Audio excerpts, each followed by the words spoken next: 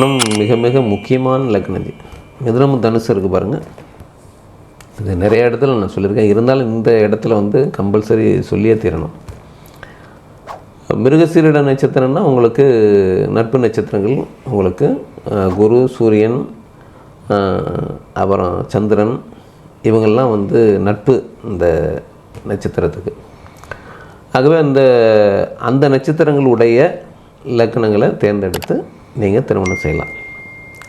முக்கியமாக மிதுன லக்கணம் தனுசு லக்கணத்தை திருமணம் பண்ணாமல் இருப்பது நல்லது. மார்கழி மாதத்தில் பிறந்தவங்க, ராசியும் வந்து மிருகசீரிட நட்சத்திரம் 1ஆம் தேதியிலேருந்து உங்களுக்கு இல்லை இந்த மிதுன லக்கணமே சொல்கிறீங்களா இல்லை இந்த மிருகசீரிட நட்சத்திரம் மட்டும் சொல்கிறீங்களா? அதான் கேட்குறேன். மிதுன லக்கணத்தில் மிருகசீரிட நட்சத்திரம் சொல்கிறேன். எப்படி பிறந்திருப்பாங்க அப்படின்னா உங்களுக்கு அதை தான் நான் சொல்கிறேன். நான் இந்த லக்னம் லக்ன புள்ளி வந்து உங்களுக்கு 60 டிகிரிலேருந்து உங்களுக்கு 66 டிகிரி 40 கலை வரைக்கும் இருக்கும். இந்த டிகிரிக்குள்ளே உங்களுடைய லக்னம் அமைஞ்சிருந்துச்சுன்னா அது செவ்வாயினுடைய ஆதிக்கம் உடையது. அப்போ நீங்கள் இந்த நட்சத்திரத்தில் நீங்கள் உங்களுடைய லக்ன புள்ளி அமைஞ்சிருந்து, அல்லது நீங்கள் மார்கழி மாதத்தில் 1ஆம் தேதியிலேருந்து 7ஆம் தேதிக்குள்ளே நீங்கள் பிறந்தவராக இருந்தீங்கன்னா நீங்கள் உங்களுடைய நட்சத்திரமே மிருகசீரிட நட்சத்திரமாக வந்துடும். அப்போ நீங்கள் யாரை திருமணம் பண்ணக்கூடாதுன்னா தனுசு லக்கணத்து நபர்களை நீங்கள் திருமணம் செய்யக்கூடாது. மிக முக்கியமான விஷயம். ஏன்னா அது வந்து ரொம்ப அடக்குமுறையை கையாளக்கூடியது தனுசு. நீங்கள் மிருகசீரிட நட்சத்திரங்களால ரொம்ப கட்டுப்பாடுகளை நீங்கள் விரும்ப மாட்டீங்க. அதனால் இதில் வந்து நீங்கள் ரொம்ப கவனம் செலுத்தணும். இந்த தனுசு லக்கணத்தை மட்டும் திருமணம் செய்யக்கூடாது. அதற்கு பிறகு எந்த லக்கணத்தை நீங்கள் திருமணம் செய்யலாம்னு சொன்னால் மீன லக்கணத்தை நீங்கள் திருமணம் செய்யலாம். கன்னியா லக்கணத்தை நீங்கள் ஓரளவுக்கு தவிர்த்தணும். ஏன்னா ஒரே கருத்து உடையவங்க 2 பேர்கிட்டையுமே ஒரு ஆர்கியூமெண்ட் இருந்துக்கிட்டே இருக்கும். ஒரு வாழ்க்கை முழுவதும் வந்து ஒரு மகிழ்ச்சியாக இருக்காது. ஒரு நைச்சியமாக பேசக்கூடியவங்களாக கன்னியா லக்கணம் இருப்பாங்க. துலாம் லக்கணம் ரொம்ப ஆராய்ச்சி பண்ணக்கூடியவங்க. இப்போ கும்ப லக்கணம் பண்ணலாம், மீன லக்கணம் பண்ணலாம், துலாம் லக்கணம் பண்ணலாம். இந்த 3 லக்கணங்களை நீங்கள் திருமணம் செய்யலாம். நட்சத்திரம் தான் சொல்லிட்டேன்னு நினைக்கிறேன். நட்சத்திரம் தான் சொல்லிட்டீங்க. நட்சத்திரம் சொல்லிட்டேன். லக்னம் இந்த நீங்கள் வந்து இல்லைன்னா வந்து என்னென்னா எதுக்காக சொல்கிறேன்னா, விவகாரத்தில் வந்து நிறைய போய் நிற்கிறது யாருங்கன்னா தனுசும் மிதுனம் தான். ரொம்ப சகித்து கொண்டு அவங்களால வாழ முடியாது. ஏன்னா ஃபியூச்சரை வந்து யோசிப்பாங்க. இது இப்படியே போனால் நம்ம ஒரு 60 வயசு வரைக்கும் 70 வயசு வரைக்கும் எப்படி நம்மளால் ரன் பண்ண முடியும் அப்படின்னு நினைக்கக்கூடியவங்க மிதுனம். அதே மாதிரி தனுசும் வந்து உங்களுக்கு என்ன கேட்டிங்கன்னா மற்றவங்களே தன்னுடைய கட்டுப்பாட்டுக்குள்ளே வச்சுருக்கணும் அப்படின்னு நினைக்கக்கூடியது. அப்போ இந்த 2 லக்கணமும் பார்த்திங்கன்னா எதிர்மறையான ஒரு லக்கணங்கள். மற்ற லக்கணங்களை விட இந்த 2 லக்கணங்கள் தான் உங்களுக்கு டைவர்ஸில் போய் நிற்கிறவங்க பெரும்பாலும் பார்த்திங்கன்னா, அல்லது பிரிஞ்சிடுவாங்க. இது வந்து தனுசு லக்கணத்தை தவிர்க்கிறது நல்லது. தனுசு லக்கணமும் மிதுன லக்கணத்தை தவிர்க்கிறது நல்லது. மிதுன லக்கணமும் தனுசு லக்கணத்தை தவிர்க்கிறது நல்லது. அதுதான் வாழ்க்கை கொஞ்சம் மற்ற லக்கணங்கள்லாம் கொஞ்சம் உங்களுக்கு எளிதாக இருக்கும். இப்போ நீங்கள் சொல்லவே எனக்கு திடீர்னு ஞாபகம் வந்து போன முறை நம்ம இந்த ஜோதிடம் வந்து எந்த லக்கணங்கள் வந்து எப்படி அதை பார்ப்பாங்கன்றத ஒரு 6 லக்கணம் மட்டும் நீங்கள் கன்னி வரைக்கும் சொன்னோம். கன்னி வரைக்கும் சொன்னீங்க. ஆமாம். மீதி 6 சொல்லிவிடுங்க. அது என்ன அவங்க எப்படி எடுத்துப்பாங்க அதை?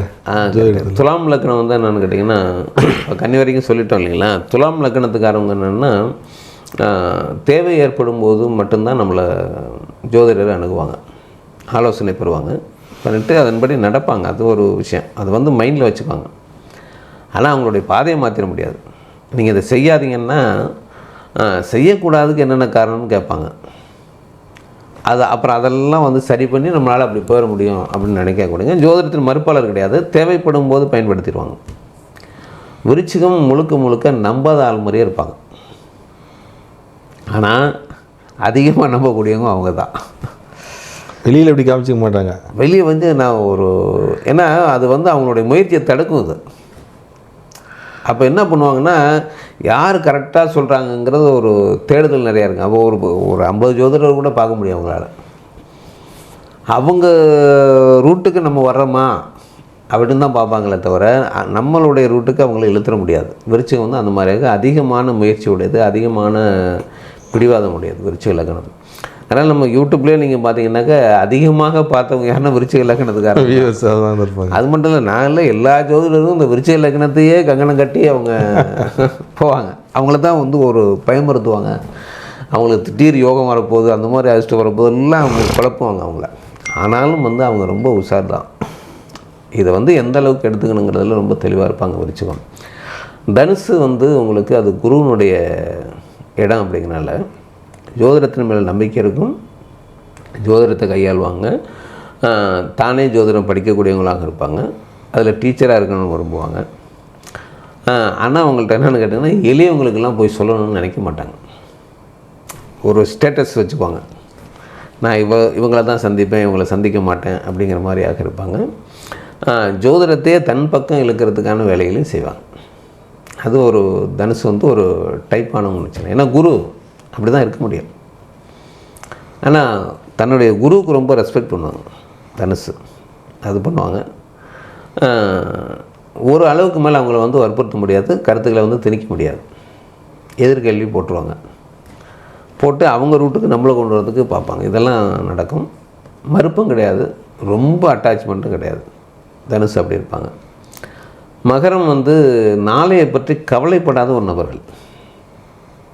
அஸ்ட்ராலஜி எல்லாம் வந்து அவங்களுக்கு ஒரு பாட்டு மாதிரி வந்து போகிற மாதிரி தான். அவங்களுக்கு நம்பாமல் இருக்கிறதும் கிடையாது, ரொம்ப நம்புறதும் கிடையாது. இன்றைக்கி வந்து ஜோசியரை பார்க்குறேன், இன்றைக்கி என்ன சொல்கிறாரு, அவ்வளோதான், காதில் வாங்கிட்டு அன்றையோட முடிஞ்சு போச்சு, அடுத்த நாள் அவங்க வேலையை கண்டினியூவாக பார்ப்பாங்க. ஸோ அந்த மாதிரி டைப்பு மகரம். கும்பம் அதீதமான நம்பிக்கை உடையது. அவங்களுக்கு கும்பம் ரொம்ப நம்புவாங்க. இது மட்டும் இல்லை, மாய மந்திரங்கள் வித்தைகள் இதெல்லாம் வந்து அவங்களுக்கு பிடித்தமானது. அந்த மாதிரி ஆட்களை போய் தேடி போகக்கூடியவங்களாக அவங்க இருப்பாங்க. என்ன காரணம் கேட்டிங்கன்னா அவங்க காரியம் வெற்றி அடையணும், அதுக்கு எந்த வழி சிறந்த வழி. அவங்களுக்கு வெற்றி மட்டும்தான், வெற்றி தான் இலக்கு. ஒன்று தக்க வச்சுக்க முடியும். அர்ஜுனன் இல்லைங்களா? அதனால் வெற்றியை தக்க வச்சுருக்கு எந்த ரூட்டு போகலாம் அப்படின்னு அவங்க போவாங்க. அதனால் ஜோதிடம் வந்து அவங்களுக்கு ரொம்ப இன்ட்ரெஸ்டிங்கான விஷயந்தான், நம்பக்கூடியவங்க தான். மீனம் வந்து உங்களுக்கு குருவனுடைய வீடு தான். அதுவும் அவங்களே வந்து ஒரு அஸ்ட்ராலஜின்னு தான் சொல்லணும். ஏன்னா அவங்க சொன்னது வந்து நிறைய பேர்த்துக்கு பழிக்கும், மீன லக்னத்துக்காரங்களுக்கு. ஏன்னா 10ஆம் இடம் தொழில் ஸ்தானத்து அதிபதிய குரு தான், அவர் தான். அப்போ குரு சம்பந்தமான தொழிலே செய்யக்கூடியவங்க. பணம், தங்கம், டீச்சிங்கு இதெல்லாம் அவங்களுடைய தொழிலாக இருக்கும். ஒரு ஹோட்டலுங்கிறதும் உணவு சம்பந்தமான துறைங்கிறதும் அவங்களுக்குரியது தான். ஜோதிடத்தின் மேல் நம்பிக்கை உடையவங்க, இறை நம்பிக்கை உடையவங்க. ஆனால் தனித்துவமாக இருப்பாங்க. அவங்கள எளிதாக ஏமாற்ற முடியாது. ஒரு ஜோதிடர் போய் அவங்கள வந்து இப்படி செஞ்சால் அப்படி நடந்தணும் அப்படி ஏமாற்ற முடியாது. அதனால் ரொம்ப ரெஸ்பெக்ட் பண்ணக்கூடியவங்க, வித்தைகளுக்கு மரியாதை கொடுக்கக்கூடியவங்க. ஸோ நல்ல ஜோதிடர்னா அவங்கள சிறப்பாக பாராட்டக்கூடியவங்களாகவும் குரு இருப்பாங்க. அதனால் இந்த ஒரு 12 லக்னங்கள் வந்து ஒரு இப்படி தான் அந்த ஜோதிடத்தை எடுத்துக்குவாங்க. ஆமாம், இவங்களுக்கு மாதிரி நம்ம ஜோதிடம் சொல்லுவோம். ஒவ்வொருத்தருக்கும் நீங்கள் வந்து எல்லாத்துக்கும் சொல்கிற மாதிரி ஒரே டைப்பில் நீங்கள் போனீங்கன்னா நீங்கள் செல்லுபடி ஆகாது. இப்போ நீங்கள் அவங்கள போய் டச் பண்ணணும். இப்போ மேச லக்னம் அப்படிங்கும்போது என்னென்னு கேட்டிங்கன்னா அவங்க வந்து இதில் நம்பிக்கையே இல்லாத ஒரு நபர் மாதிரி சைலண்ட்டாக உட்காந்துருப்பாங்கன்னு நான் சொல்லியிருப்பேன் நான். அப்போ அவங்கள வந்து நீங்கள் தொடுற மாதிரியான ஒரு பலனை சொல்லி தான் நீங்கள் அவங்கள ஆரம்பிக்கணும். அது மாதிரி 12 லக்னங்களுக்கும். மீன லக்னத்துக்கு நீங்கள் சொல்லும்போதே நீங்கள் ஒரு சுய கௌரவமான ஆள் சொன்னால் தான் அவங்களுக்கு டச் பண்ண மாதிரி இருக்கும். மகர லக்னத்தை நீங்கள் சொன்னீங்கன்னாக்கா அவங்கள வந்து நாளையை பற்றி நீங்கள் கவலைப்பட மாட்டீங்கன்னு சொன்னால் தான் அவங்கள போய் நம்ம டச் பண்ணுவோம். அதுக்கப்புறம் நீங்கள் சொன்னீங்கன்னா தான் அவங்க கேட்பாங்க. அது மாதிரி ஒவ்வொரு லக்னத்துக்கும் அதோட கேரக்டர் வந்துடுது. ஆமாம், கேரக்டர் சொல்லிடணும். இப்போ தனுசு லக்னம்னா நீங்கள் சாப்பாட்டு பிரியாருன்னா ஒருத்தர் கூட மறுக்க மாட்டாங்க, தேடி போய் சாப்பிடுவாங்க. அதில் மற்றவங்களுக்கு வாங்கி கொடுக்குறது ரொம்ப சந்தோஷமாக பண்ணுவாங்க. ஆனால் அவங்கள்ட்ட ஒரு பெருமை இருக்கும், தற்பெருமை இருக்கும். நான் தான் அதை செஞ்சேன், நான் தான் அதை கொடுத்தேன் அப்படிங்கிறது இருக்கும். அப்போது நம்ம ஜோதிடம் படிக்கிறத விட, ஜோதிடம் சொல்கிறத விட யாருக்கு நம்ம எப்படி பலன் சொல்லணும், அவங்க அதை எப்படி எடுத்துக்குவாங்க, அவங்களுடைய மென்டாலிட்டிக்கு தகுந்த மாதிரி தான் நம்ம பலன் சொல்ல முடியுமே தவிர நம்ம படிச்சுட்டா நமக்கு இதெல்லாம் தெரியுங்கிறதுக்காகலாம் நம்ம சொல்லிடக்கூடாது. ரெண்டாவது ஒரு ஏஜும் இருக்குது உங்களுக்கு. யாருக்கு எந்த வயசுக்காருக்கு நம்ம ஜோதிடம் சொல்கிறோம். யங்ஸ்டர்ஸு, ஒரு மிடில் ஏஜில் இருக்கிறவங்க, வயசானவங்க, இந்த 3 கேட்டகரி இருக்கும். 3 கேட்டகரியில் வயசானவங்களுக்கு அனுபவம் ஜாஸ்தி உடையவங்க. யங்ஸ்டர்ஸுக்கு ஜோதிடத்தை பற்றியான எந்த விதமான அனுபவம் இருக்காது. மிடில் இருக்கிறவங்களுக்கு தான் அந்த ஜோதிடங்கிறத உள்ள நுழையும். ஆக நம்ம யாருக்கு நம்ம இந்த ஜோதிடம் சொல்லுங்கிறது ரொம்ப ரொம்ப முக்கியமானது. அதற்கு தகுந்த மாதிரி ஏன்னா இப்போ இதிலே வந்து நம்ம யூடியூப்லேயே இவ்வளோ போட்டாலும் கூட நம்ம சொல்கிறது யார் அதிகமாக பார்க்குறாங்க அப்படின்னா மிடில் ஏஜை தாண்டினவங்க தான். அவங்களால தான் நம்ம சொல்கிறது என்னங்கிறது அவங்களால, ஏன்னா வாழ்க்கையில் ஒரு 50 வருடத்துக்கு அடிபட ஆரம்பிச்சிருப்பாங்க, அடிபட்டு வந்திருக்காங்க இல்லைங்களா. அப்போ தான் நம்ம சொன்னது சரின்னே அவங்களுக்கு இருக்கும். யங்ஸ்டர்ஸுக்கு நீங்கள் எப்படி சொன்னீங்கனாலும் அவங்களுக்கு என்ன அனுபவம் இல்லை, அவங்களுக்கு அந்த மாதிரியான ஒரு அனுபவத்தை பெறலைங்கிறனால நமக்கு அப்படியாப்பட்டவங்க வரமாட்டாங்க. அது நல்லா தெரியும் நமக்கு. அதுக்காக நம்ம இது ஒரு ஸ்டாண்டர்டு. இன்றைக்கி இருக்கிற ஒரு 25 வயசு பையன் ஒரு 50 வயசாக கிடக்கும்போது நம்ம பேசுகிற இந்த வீடியோ பார்க்கும்போது அவனுக்கு ரொம்ப பிடிக்கும், உள்ள ஒரு பெண்ணுக்கு பிடிக்கும். ஏன்னா ஒரு அனுபவம் பெற்ற பிறகு தான் நம்ம என்ன சொல்லியிருக்குங்கிறது தெரியும். அதனால் இது காலம் கடந்து நிற்கக்கூடிய ஒரு சப்ஜெக்ட்டுங்கிறனால நம்ம இன்றைக்கி வர்றவங்களை பற்றி நம்ம கவலைப்பட வேண்டியதில்லை. அதுவும் ஆட்டில் வருவாங்க, மெதுவாக வருவாங்க. திருப்பி ஜோதிடத்துக்கு போய்டுவோம் சார். ஓகே. இவங்களுக்கு இந்த நட்சத்திரத்துக்குனால உடல்நிலைகள் பாதிப்பு இல்லை, அவங்க எப்படி அந்த உடல்நிலையை பார்த்துக்கணும்? பொதுவாக மிதுன லக்கணத்தில் பிறந்தவங்களுக்கு இடுப்பு சார்ந்த பிரச்சனைகள் ஏற்படுத்தும். மர்மஸ்தானத்தை குறிக்கக்கூடிய இடம் தான் அந்த 6ஆம் இடம். இப்போ பெண்களாக இருந்தாங்கன்னா அந்த பீரியடு சம்மந்தமான பிரச்சனைகளை கொடுக்கும். சரியான திதியில் அவங்க ருது ஆயிருந்தாங்கன்னாக்கா பிரச்சனை குறைவு. அப்படி இல்லை, ஒரு திதிகளில் முரண்பாடான திதிகள் எல்லாம் அவங்க ருது ஆயிருந்தாங்கன்னாக்கா திருமணத்து வரைக்கும் அந்த பீரியடு ப்ராப்ளம் அவங்களுக்கு கொடுக்கும். இடுப்பு சார்ந்த இடுப்பு வலியை கொடுக்கும், பேக் பெயினை கொடுக்கும். இதெல்லாம் அவங்களுக்கு உரியது தான். அப்போது வெயிட் போடாமல் இருக்கிறது ஒரு வகையில் நல்லது. பெரும்பாலும் வெயிட் போட மாட்டாங்க மிதுன லக்னம். அப்படி வெயிட்டாக இருந்தாங்கன்னாக்க, வெயிட் போட்டாங்கன்னா நிச்சயமாக முதுகுவலி, பேக் பெயின் இதெல்லாம் அவங்களுக்கு வரக்கூடியது தான். அதில் ஒரு கவனம் செலுத்திக்கணும். அவங்களுக்கு உரிய மருத்துவம் எடுத்துக்கணும். சொந்த வீடு, வாகனங்கள் அது மாதிரி, அது கிரகங்கள் பொறுத்துச்சு. புதன் தான் 4ஆம் இடத்துக்கு அதிபதி, அவங்களுக்கு லக்னாதிபதியும் கூட. அப்போ இந்த 4ஆம் இடத்ததி புதன், லக்னாதிபதி 2 பேருமே ஒரே கேட்டகரிங்கனால இவங்க சுய சம்பாத்தியத்திலே வீடு கட்டக்கூடியவங்களாக பெரும்பாலும் இருப்பாங்க. அந்த மாதிரி தான் அமையும். அப்படி இல்லைன்னா பூர்வீகத்தில் இப்போ இந்த புதன் ஆட்சி உச்சம் அப்படின்னாக்கா இவங்களுக்கு பிறக்கும் போதே வீடு அவங்களுக்கு சொந்த வீடு இருக்கும். அப்போ புதன் மறைஞ்சிருந்தாக்கா அந்த மாதிரி சொந்த வீடுங்கிறது அமையாமல் போகும். அது அவங்களுடைய ஜாதகத்தின் அடிப்படையில் தான் பார்க்க முடியும். ரொம்ப டீப்பாக ஜோதிடத்தையே பார்த்துட்டோம். பீமன்கிட்ட போவோம், இடும்பி விட்டுட்டு போயிட்டாரு. இப்போ இடும்பியோட நிலைமை கடத்துக்கஜன் வளர்ந்து வராது. இப்போ ஒரு 2 திரைப்படங்கள் இருக்குது உங்களுக்கு. மாயா பஜார், அபிமன்யுன்னு இந்த 2 படங்களில் தான் இந்த கடோத்கஜனுடைய கேரக்டர் வரும் உங்களுக்கு. இடும்பி கேரக்டர்னால தான் வரும். ஆமாம், இடும்பி கேரக்டர்னால தான் வரும். அதில் நீங்கள் பார்த்துருப்பீங்க, மாயா பஜார் படத்தில் கடோத்கஜன் ஒரு கல்யாண சமையல் சாதம் காய்கறி பிரமாதமாக நடிச்சுப்பார். மறக்க முடியாது யாராலையும் ஒரு 90களில் பிறந்தவங்களுக்கெல்லாம் மறக்க முடியாது. இன்றைக்கி இருக்கிற யங்ஸ்டர்ஸுகள் அந்த பாட்டை வேணால் பார்த்துருக்கலாம். அதனால் ரொம்ப அற்புதமான விஷயங்கள். அபிமன்யுக்கு திருமணத்துக்கு அவர் உதவி செய்கிறார். அதற்கு முன்பு அபிமன்யுக்கு அவருக்கு ஒரு சண்டை நடக்கும். யாரும் தெரியாதப்போ ஒரு சண்டை நடக்கும். அப்புறம் அர்ஜுனனுடைய மனைவி தான் பேசினோன்னா அப்புறம் அவங்க அம்மா வந்துடுவாங்க. கடவுத்கஜனுடைய அம்மா வந்துடுவாங்க. அம்மா அது தம்பிப்பா, உன்னுடைய தம்பி அது அப்படின்னு சொன்னோன்னா அது ஒரு பாண்டிங் வந்துடும். அதுக்கப்புறம் தான் அந்த திருமணத்தை நடத்தி வைக்கிறதெல்லாம் நடக்கும். இப்போ உங்களுக்கு இந்த கடோத்கஜனுக்கு என்ன வேலை, ஏன் இந்த ஒரு கடோத்கஜனை இங்கே மகாபாரதத்தில் உள்ளே புகுத்துறாங்க அப்படின்னா, இதற்கு விதியை தான் நம்ம சொல்லணுமே தவிர வேறு ஒன்றுமே சொல்ல முடியாது. ஒரு மிகப்பெரிய பவர்ஸ் இன்னொரு பெரிய பவரை அழிப்பதற்கோ அல்லது காப்பாற்றுறதற்கோ பயன்படும் மாதிரி ஆகிடும்.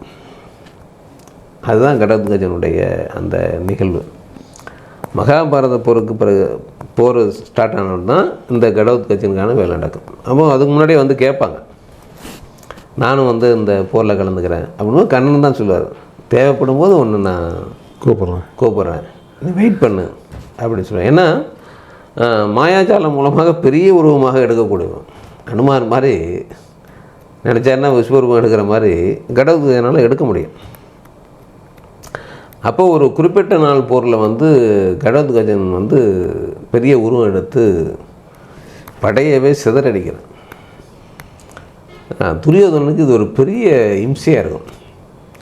அப்போ அவனை அழிச்சே ஆகணும் அப்படிங்கும்போது கர்ணன்ட்ட சொல்வார் துரியோதன கர்ணா, நீ இந்த கடவுத்துக்கு அழியலைன்னா அவனை படம் முழுவதும் அழிச்சிடுவான் போல் இருக்காவன், அவனுக்கு அந்த வஜ்ராயத்தை எடுத்து விடு அவனை அப்படிப்பார். இந்திரன் கொடுத்தது இருக்கு இல்லையா, அதை வஜ்ராயுதம் தானே, அது என்ன ஆயுதம்னு தெரியலையே. இந்திரன் கொடுத்ததுன்னா வஜ்ராயுதம் தான். ஆமாம். அப்போ அந்த வஜ்ராயத்தை வந்து போட்டு அவன் மேலே நீ அழியும் பாரு. அது நான் அர்ஜுனனுக்காக வச்சுருக்கேன், துரியோதனா நீ தயவு செய்து அதை வந்து கேட்காத, அவனுக்கு வேறு எப்படியாவது அழிக்கிறதுக்கு முயற்சி செய்வா அப்படின்னு மாதிரி. இல்லை அவன் வந்து என்ன கொண்டுடுவான் போல் இருக்கு அப்படின்னு சொல்லி துரியோதனன் சொன்னார். அவன் வந்து என்ன பந்தாடிக்கிட்டு இருக்கான், என்னால் அவனை சமாளிக்க முடியல கர்ணா, இல்லைன்னா நான் செத்து போயிடும் அப்படிங்கிறாரு துரியோதனன். அப்போ தான் வந்து கர்ணன் வேறு வழி இல்லாமல் வஜ்ராயத்தை அவன் மேலே விடுவார். ஒரு வஜ்ராயத்தை செயலிழக்க வைக்கணுன்றதுக்காக கண்ணன் பண்ணுற வேலை கடவுளுக்கு கூப்பிட்டு வர்றாரு, கடவுளுக்கு பரமாத்மா கூப்பிட்டு வர்றாரு. ஆமாம், கண்ணன் வந்து அம்மா இது அவன் கையில் இருக்கிற வரைக்கும் ஆபத்து அர்ஜுனனுக்கு ஆச்சே, பலிகடை ஆக்கி விட்டாங்க. பீமனுடைய மகன் பலிகடை. இடும்பியோட சகாப்தம் அதோட முடியுது. ஆமாம், இந்த ஆமாம் இடும்பியோட சகாப்தம் அதோட முடியுது. ஸோ அது மாதிரியாக ஒரு இடும்பி, ஆமாம் இடும்பி அதோட அதுக்கப்புறம் வேலை இல்லை. மகாபாரத பொருள் தான் எல்லாருமே தான் இதாகிறாங்கல்ல. மிச்சம் சொச்சம் கேரக்டர்லாம் அப்படி அப்படியே அவங்க வேலையை பார்க்குற மாதிரி. இப்போ அடுத்த நட்சத்திரம் சார், அடுத்த நட்சத்திரம் திருவாதிரை நட்சத்திரம். அதில் யார் நீங்கள் போட்டிருக்கீங்க? பலம் கொண்ட ஆள், ரொம்ப பரபரப்பான ஆள் பார்ப்பாங்க. அதில் பார்ப்போம்.